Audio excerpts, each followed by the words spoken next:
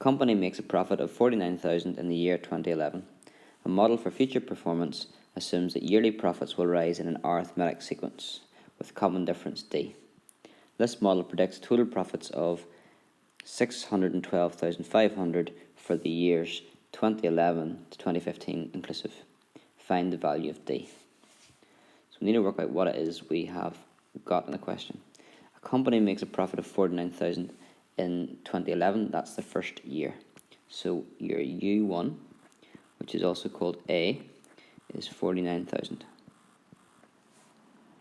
And the other part of information you've got, this model predicts total profits of 612,500 for the 5 years. So the sum of the 5 years would be S5, and that equals 612,500. Now you know the formula for the sum of a series. It's n divided by 2, so 5 divided by 2, then 2a, 2 49,000ths, plus n minus 1d, so 5 minus 1d. So if we simplify that, 612,500 equals 5 over 2, and then in the brackets we would have 98,000 plus 4d.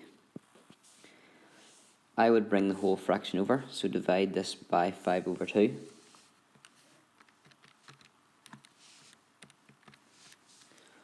Which would give you that 245,000 equals 98,000 plus 4d. And then from there, take that 98,000 off. I just forgot a 0 there. So we have 147,000 equals 4d, and then d would be that divided by 4, which is 36,750 pounds. And then part B, it says, using your value of D, find the predicted profit for the year 2018. So if U1 is 2011, then U8 would be 2018.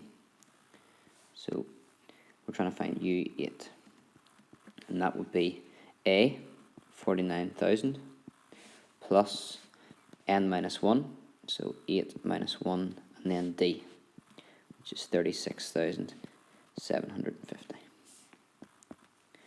And just put that in your calculator, and that gives 306,250.